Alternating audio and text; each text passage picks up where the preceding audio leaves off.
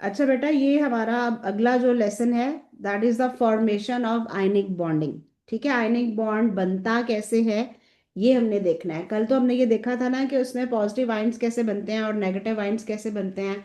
आपके जो मेटल्स हैं वो इलेक्ट्रॉन्स लूज करते हैं और पॉजिटिव आयंस बना देते हैं, नॉन मेटल्स जो हैं वो इलेक्ट्रॉन गेन करते हैं, नेगेटिव आयन बना देते हैं।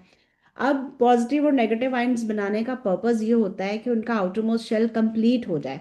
वो हो जाता है, लेकिन अब चूंकि उनके नंबर ऑफ इलेक्ट्रॉन्स डिफरेंट हो गए उनके नंबर ऑफ प्रोटॉन से, तो उनके ऊपर चार्ज आ जाती है। अब उस चार्ज की वजह से ऑपोजिट चार्जेस जो हैं वो एक दूसरे को अट्रैक्ट करती हैं। तो उस अट्रैक्शन से आपके बनते हैं आयनिक बॉन्ड्स, और उन बॉन्ड से जो कंपाउंड्स बनते हैं उनको बोलते हैं आयनिक कंपाउंड्स। ठीक है, तो यहाँ पे आयनिक बॉन्डिंग की डेफिनेशन हम देख लेते हैं। आयनिक बॉन्डिंग की डेफिनेशन है कि it's a strong force of attraction, strong force of attraction between oppositely charged ions. ठीक है, अब ऑपोजिटली चार्ज्ड आयंस जो हैं आपके ऑब्वियसली पॉजिटिव और नेगेटिव आयंस होते हैं। लेकिन इसमें क्या होता है कि हमारे पास कुछ ऐसे आयंस हैं जो कि मेटल्स नहीं हैं लेकिन पॉजिटिव आयंस होते हैं, जैसे हाइड्रोजन आयन। ठीक है, हाइड्रोजन आयन आपका पॉजिटिव आयन है। इसी तरह अमोनियम आयन NH4+, ये दोनों आपके कैटाइन्स हैं। हालांकि इनमें हाइड्रोजन भी आपकी जो है वो नॉन मेटल है, और नाइट्रोजन और हाइड्रोजन इन अमोनियम आयन ये भी नॉन मेटल है। लेकिन ये भी किसी जब भी हम इसको कहेंगे दे आर कैटाइन्स, अमोनियम जो है ये किसी भी एनायन के साथ रिएक्ट करके तो आयनिक बॉन्ड बनाता है। ठीक हो गया, ओके। तो आयनिक बॉन्ड फॉर्मेशन इन सोडियम क्लोराइड हम देख लेते हैं। सोडियम के पास 11, इसका है प्रोटॉन नंबर 11 इलेक्ट्रॉन्स होते हैं, तो इसके आउटर शेल में 1 इलेक्ट्रॉन होता है। ठीक, वो 1 इलेक्ट्रॉन जो है वो इसने क्लोरीन को देना है। ठीक है, क्लोरीन को देना है। क्लोरीन के आउटर शेल में 7 इलेक्ट्रॉन्स होते हैं और उसने वो 1 इलेक्ट्रॉन गेन कर लेना है। जब ये कंप्लीट ट्रांसफर ऑफ इलेक्ट्रॉन हो गया तो हमारे सोडियम के ऊपर आएगा 1+ चार्ज और हमारे क्लोरीन के ऊपर आएगा 1- चार्ज। ठीक है, अब पॉजिटिव आयंस का तो नेम ऐसा चेंज नहीं होता, इसको हम सोडियम आयन ही कहेंगे। लेकिन जो आपका नेगेटिव आयन है उसका नेम चेंज हो जाता है, उसके नेम के एंड पे फिर IDE लगता है। तो इसलिए हम इसको कहेंगे सोडियम क्लोराइड। ठीक है, IDE जो है ऐसा आयन है जिसके ऊपर नेगेटिव चार्ज होता है। तो नेम से भी हमें पता चलता है, ये नोमेनक्लेचर इसीलिए होता है कि आपके कंपाउंड्स के डिफरेंट नेमिंग जो है वो आपको पता चल जाए। एज इट इज तो नेमिंग आपके नहीं है, सिलेबस का पार्ट नहीं है, लेकिन ऑर्गेनिक कंपाउंड्स में हम पढ़ते हैं उनकी नेमिंग। ठीक है, पहले भी थी, पहले आपके सिलेबस में ऑर्गेनिक कंपाउंड्स की नेमिंग थी और आयनिक कंपाउंड्स की भी थी, कोवलेंट की भी थी। लेकिन अब एज इट इज नहीं है, लेकिन फिर भी बच्चों को बताने के लिए, उनको समझाने के लिए ये बेसिक बेसिक बातें जो हैं थोड़ी वो साथ बतानी पड़ती हैं। ओके, तो अब होता क्या है कि पीरियोडिक टेबल से तो अब चूंकि हम लोग वाकिफ हो गए हैं, हमें पता है कि ग्रुप्स किस बात को रिप्रेजेंट करते हैं और पीरियड्स किस बात को रिप्रेजेंट करते हैं। तो जब आयनिक बॉन्ड फॉर्मेशन होती है ग्रुप 1 में और ग्रुप 7 में, तो ट्रांसफर ऑफ 1 इलेक्ट्रॉन होता है। क्यों? क्योंकि ग्रुप 1 के आउटर शेल में सिर्फ 1 इलेक्ट्रॉन होता है, जस्ट लाइक सोडियम ग्रुप 1 का मेंबर है। ठीक, आउटर शेल में 1 इलेक्ट्रॉन। क्लोरीन जो है ग्रुप 7 का मेंबर है। ठीक, उसके आउटर शेल में 7 इलेक्ट्रॉन्स, उसका 1 इलेक्ट्रॉन कम जो कि वो ग्रुप 1 से ले लेता है। तो एज इट इज जो है उसके ऊपर सोडियम पे +1 चार्ज, क्लोरीन के ऊपर -1 चार्ज। तो ये आपका मिलके आयनिक कंपाउंड बन जाता है जिसको हम कहते हैं सोडियम क्लोराइड, और उसमें ट्रांसफर ऑफ 1 इलेक्ट्रॉन होता है। ठीक, उसके बाद आ जाते हैं formation of ionic bond in magnesium oxide. Magnesium belongs to group 2 and oxygen belongs to group 6। Magnesium के आउटर शेल में 2 इलेक्ट्रॉन्स होते हैं, ऑक्सीजन के आउटर शेल में 6 इलेक्ट्रॉन्स होते हैं। और मैग्नीशियम वो दोनों इलेक्ट्रॉन्स जो है वो ऑक्सीजन को पास करता है, जिसकी वजह से उसके आउटर शेल में सिर्फ 2 इलेक्ट्रॉन्स जो हैं वो होते हैं और वो ऑक्सीजन को मिल जाते हैं। और ऑक्साइड आयन जो है ये भी 2 इलेक्ट्रॉन्स गेन करके तो ये भी अपनी कॉन्फ़िगरेशन जो है वो कंप्लीट कर लेता है। अब दोनों की कॉन्फ़िगरेशन 2 8 और 2 8 कंप्लीट हो गई। ठीक है, यहाँ पे भी आपकी सोडियम की 2 8 कंप्लीट हो गई और आपके क्लोरीन की 2 8 और 8 कंप्लीट हो गई, क्योंकि अब क्लोरीन में 3 शेल्स हैं। शेल तो सोडियम में भी 3 थे, थर्ड पीरियड से बिलोंग करते हैं, लेकिन उसने चूंकि अपना एक इलेक्ट्रॉन लूज कर दिया तो उसकी थर्ड शेल जो है वो टेम्परेरली हम नहीं ड्रॉ करते, या जाहिर है उसमें इलेक्ट्रॉन नहीं है तो एम्प्टी शेल को हम नहीं लिखते। ओके, तो ये आपकी ionic bond formation between group 2 and group 6। 2 electrons are transferred. Group 2 and group 6 में 2 इलेक्ट्रॉन्स जो हैं वो ट्रांसफर होते हैं, तो एज अ रिजल्ट उनके ऊपर 2+ चार्ज और 2- चार्ज आ जाता है। ठीक हो गया? ओके, अब आ जाते हैं हम अपनी प्रॉपर्टीज पे। Properties of ionic compounds. Properties of ionic compounds में ये होता है, दो प्रॉपर्टीज आपके सिलेबस में लिखी हुई हैं। पहली प्रॉपर्टी है आपके पास high melting and boiling points. High melting points, obviously boiling points भी हैं, क्योंकि जब आप किसी चीज़ को मेल्ट करेंगे वो लिक्विड में कन्वर्ट होगी, फिर उसको और हीट करेंगे तो वो गैस में कन्वर्ट हो जाएगी। तो high melting and boiling points हैं आयनिक कंपाउंड्स के। अच्छा, उसमें भी थोड़ा सा कंपैरिजन आ जाता है। जैसे आपके पास NaCl है, ठीक है, फिर आपके पास मैग्नीशियम ऑक्साइड है, फिर आपके पास एल्यूमिनियम ऑक्साइड है। इसमें से सबसे हाईएस्ट जो मेल्टिंग पॉइंट है वो आपका एल्यूमिनियम ऑक्साइड का होगा, हाईएस्ट।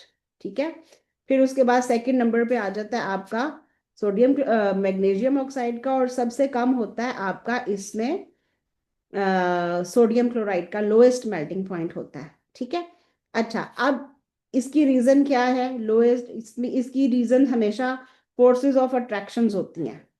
मेल्टिंग पॉइंट्स और बॉइलिंग पॉइंट जो हैं ये फोर्सेस ऑफ अट्रैक्शंस पे डिपेंड करते हैं। फोर्सेस ऑफ अट्रैक्शन जितनी स्ट्रांग होंगी उतने मेल्टिंग पॉइंट्स जो हैं वो आपके हाई होंगे। Forces of attractions are strongest in aluminium oxide. क्यों? उसकी रीजन क्या है कि हमारे पास नंबर ऑफ इलेक्ट्रॉन्स जो हैं वो ट्रांसफर ज्यादा हुए हैं, because more number of electrons are transferred,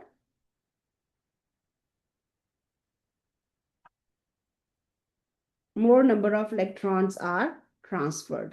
ठीक है, तो ये इस तरह से आपके पास इसमें चार्ज ज्यादा है। जब इलेक्ट्रॉन ज्यादा ट्रांसफर हुए तो ऑब्वियसली उसके अंदर चार्ज भी ज्यादा है, और high charge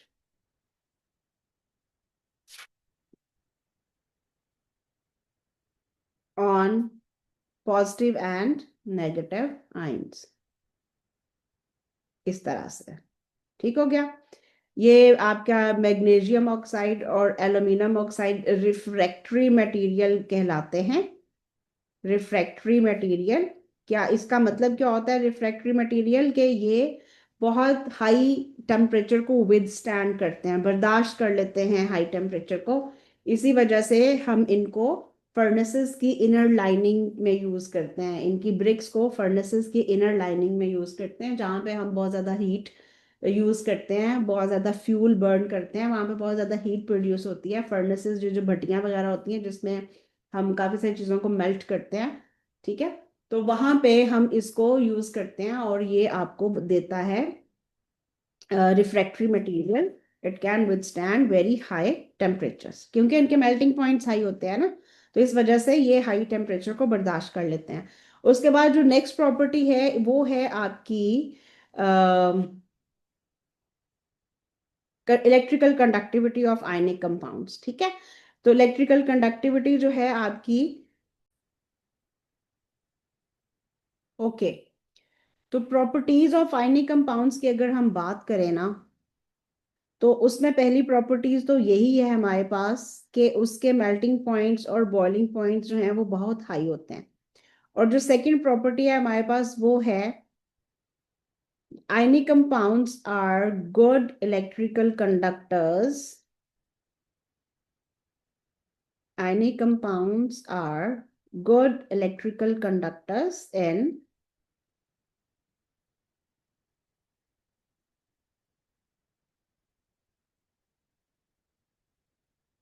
in molten and aqueous solutions। ठीक है, लेकिन पुअर कंडक्टर्स हैं in solid state, poor conductors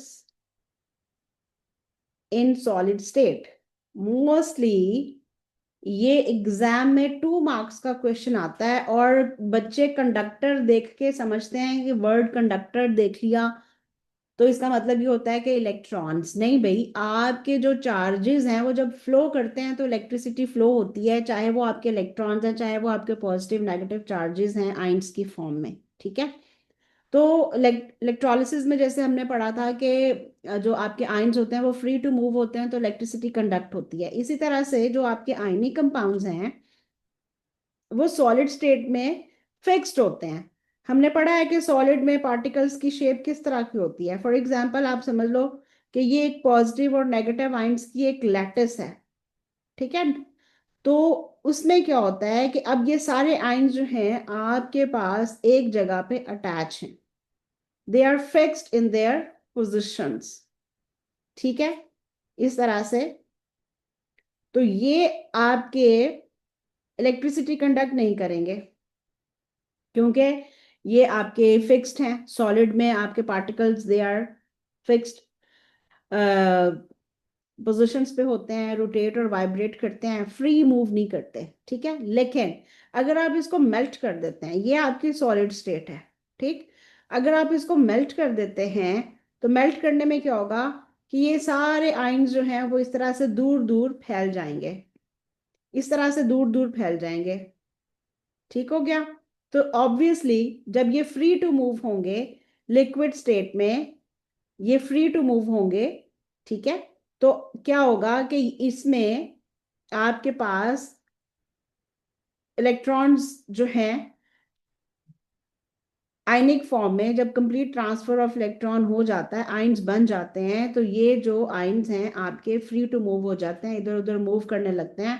तो फिर इलेक्ट्रिसिटी कंडक्ट होती है। नेगेटिव चार्जेस जो हैं और पॉजिटिव चार्जेस ये जब इधर उधर मूव करती हैं तो फिर इलेक्ट्रिसिटी कंडक्ट होती है। ये जस्ट मैंने रैंडम ड्रॉ किए हैं, दे आर नॉट बेसिकली यानी कि लिक्विड फॉर्म की ये बहुत अच्छी प्रिडिक्शन तो नहीं है, डिपिक्शन तो नहीं है, लेकिन इससे आपको आइडिया हो गया कि जैसे ही आयंस आपकी अपनी जगह छोड़ देते हैं तो फिर उससे क्या होता है कि आयंस फ्री हो जाते हैं और वो मूव करते हैं। तो यहाँ पे स्टूडेंट्स जो हैं वो इलेक्ट्रॉन्स लिखते हैं। अगर इलेक्ट्रॉन्स लिख दिया आपने तो फिर आपको मार्क्स नहीं मिलता है, फिर उसका कोई अवार्ड नहीं मिलता आपको। इसलिए जब भी आयनिक कंपाउंड्स की बात होगी कि इसमें क्या होता है आपके पास, क्यों इलेक्ट्रिसिटी कंडक्ट होती है, why they are good conductors in molten और एक्वा सोल्यूशन फॉर्म, तो एक ही उसकी रीजन है कि आयन जो है वो फ्री टू मूव है। ठीक, जैसे ही वो फ्री टू मूव करते हैं तो फिर वो इलेक्ट्रिसिटी कंडक्ट करते हैं। ठीक है, और उसका बेहतरीन एक्सपेरिमेंट हमने इलेक्ट्रोलिसिस में पढ़ा हुआ है। जब इलेक्ट्रोलिसिस जो है वो हम रिवाइज करेंगे तो हम उसमें देखेंगे कि हमने उसको कैसे पढ़ा था। अच्छा, उसके बाद एक्वस सोल्यूशन भी होती है भाई, कि आपके पास जो है वो एक कंटेनर है, उसमें आपने पानी डाला हुआ है और पानी में इस तरह आपके पॉजिटिव और नेगेटिव आयन जो हैं वो इस तरह से मूव कर रहे हैं अलोंग विद वाटर। ये छोटे छोटे वाटर मॉलिक्यूल्स हैं, वाटर मॉलिक्यूल्स यहाँ पे प्रेजेंट हैं और वाटर मॉलिक्यूल्स के साथ ये भी आयन जो हैं ये मूव कर रहे हैं। तो एक्वस सोल्यूशन में आपके पास जो है वो दोनों सूरतों में आपके इलेक्ट्रॉन जो हैं वो, सॉरी मैं खुद भी इलेक्ट्रॉन्स का वर्ड बार बार यूज कर रही हूँ, आयन जो है वो मूव करते हैं। तो उससे क्या होता है कि आपका आयनिक कंपाउंड इलेक्ट्रिसिटी कंडक्ट करता है। तो ये बात जो है आपने याद रखनी है और ये बहुत फ्रीक्वेंटली पूछा जाता है क्वेश्चन पास पेपर में। तो इतनी ही बात आपने याद रखनी है और ऐसे ही आपने इसको लिखना है कि what ever the ionic compound is, if it's soluble in water then it can conduct electricity in aqueous solution and it can conduct electricity in molten form। तो मोल्टन में आप हीट करते हो, जैसे फॉर एग्जांपल आपने sodium chloride लिया, उसको heat करना शुरू किया, वो 801 डिग्री सेल्सियस पे जाके मेल्ट हो जाएगा, उसको हम कहेंगे मोल्टन। ठीक, अदरवाइज आपने एक कंटेनर लिया, उसमें थोड़ा सा सॉलिड सोडियम क्लोराइड डाला, पानी डाला, आपने उसको डिसॉल्व किया, वो हल हो गया, उसमें बिल्कुल एक सोल्यूशन बन गया और उसमें से आपने अगर इलेक्ट्रोड लगाए तो उसमें से भी इलेक्ट्रिसिटी पास होगी। इसका मतलब है वो एक्वा सोल्यूशन में आयंस जो हैं वो फ्री टू मूव है, इसलिए इलेक्ट्रिसिटी उसमें कंडक्ट हो रही है। ठीक, अब बच्चों आपने करना ये है कि मुझे इसके पास पेपर्स जो है वो करके सेंड करने हैं। इसके अलावा अगर आपको कोई प्रॉब्लम आती है तो वो आपने मुझे लाजमी शेयर कर देनी है। ठीक है।